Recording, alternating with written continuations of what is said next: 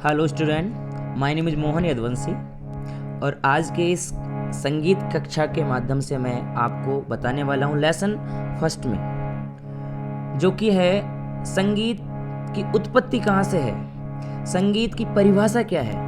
क्योंकि हमें संगीत करने से पहले या फिर संगीत में आगे बढ़ने से पहले हमें ये जानना ज़रूरी है कि संगीत आया कहाँ से है और संगीत की डेफिनेशंस क्या है। आइए, जैसा कि मैं आपको बताने वाला हूँ, सबसे पहले आप अपना एक नोटबुक तैयार करें म्यूजिक का, जो मैं बताऊँ आप उसको लेसन फर्स्ट के नाम से और नोट कर लीजिए।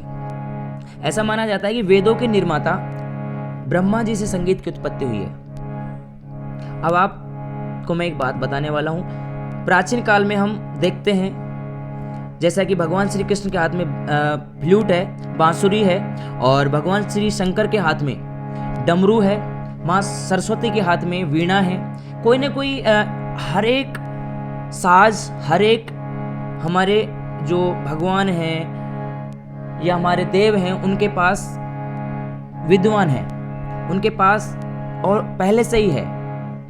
आइए, और एक बात आप हमेशा याद रखिए कि संगीत किसी भी क्षेत्र में बाध्य नहीं है, किसी भी बाउंडेशन नहीं है संगीत के अंदर। क्योंकि संगीत पाकिस्तान में भी वही बजता है, संगीत इंडिया में भी वही बजता है, संगीत अमेरिका में भी वही बजता है, संगीत हर जगह वही है, लेकिन उनका तरीका अलग है।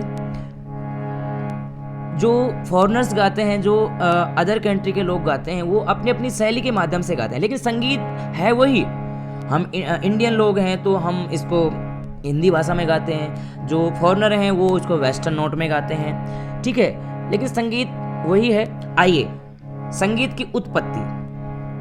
ऐसा माना जाता है कि वेदों के निर्माता ब्रह्मा जी से संगीत की उत्पत्ति हुई है। ब्रह्मा जी के बाद में ये कला पहुंचती है भगवान श्री शंकर के पास में। शंकर जी के बाद में ये कला पहुंचती है माँ पार्वती के पास में। पार्वती जी के बाद ये कला आती है माँ सरस्वती के पास। और ये हम तक कैसे पहुंची और ये पृथ्वी लोक तक कैसे आई? आइए, पृथ्वी लोक पर सरस्वती माता के बाद में सुर, नर, असुर, किन्नर, इनके द्वारा ये हम तक पहुंची।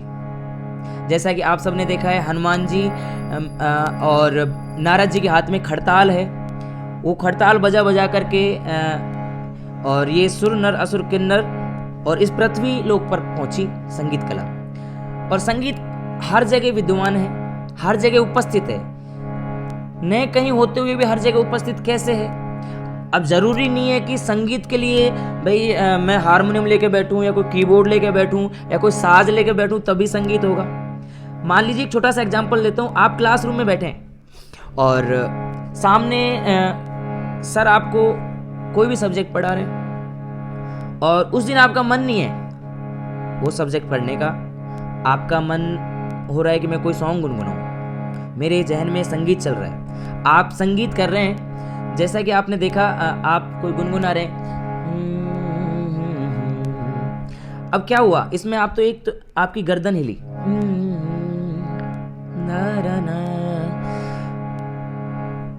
संगीत हर कहीं नहीं होते हुए भी हर जगह उपस्थित है। क्योंकि क्लासरूम में आप बैठे हैं, वहां कोई साज नहीं है, कोई वाद्य नहीं है आपके पास, लेकिन फिर भी आपने संगीत किया। दूसरा, संगीत कहते किसे हैं? संगीत की परिभाषा क्या है? गायन, वादन तथा नृत्य, गाना, बजाना और नृत्य करना, तीनों के समावेश को हम संगीत कहते हैं। जब तीनों एक साथ मिलते हैं, जैसे कि गायन के बिना वादन अधूरा है या फिर वादन के बगैर गाना अधूरा है, और इन दोनों के बिना डांस अधूरा है। अगर मैं आपसे कहूं कि भाई बिना संगीत के या फिर बिना कोई ताल बजे, या कोई भंगड़ा ताल बज रहा है, पंजाबी ताल बज रहा है, और आपसे कहूं कि आप डांस कीजिए तो आप झट से डांस कर लेंगे। और आपसे मैं कहूं कि भाई अब डांस कीजिए तो आप क्या कहेंगे? नहीं नहीं, ऐसे डांस नहीं होगा। तो कहने का भावार्थ है कि गायन, वादन तथा नृत्य, तीनों के समावेश को हम संगीत कहते हैं। ये हमने आज फर्स्ट लेसन में जाना, और सेकंड लेसन जो मैं आपको कल देने वाला हूं उसमें हम संगीत के भाव पक्ष जानेंगे। आप रेडी रहिए, आप इसको नोट कीजिए पहले लेसन लिख करके इसकी डेफिनेशन लिखिए। एक बार मैं पुनः बता देता हूं, संगीत, गायन, वादन तथा नृत्य तीनों के समावेश को संगीत कहते हैं और इसकी उत्पत्ति वेदों के निर्माता ब्रह्मा जी से मानी गई है। आइए कल हम एक बार पुनः सेकंड लेसन में आपके बीच रूबरू होंगे। सेकंड जो लेसन होगा हमारा वो होगा भाव पक्ष, संगीत के भाव पक्ष। इस प्रकार जुड़े रहिए, संगीत के साथ आनंद लीजिए। धन्यवाद।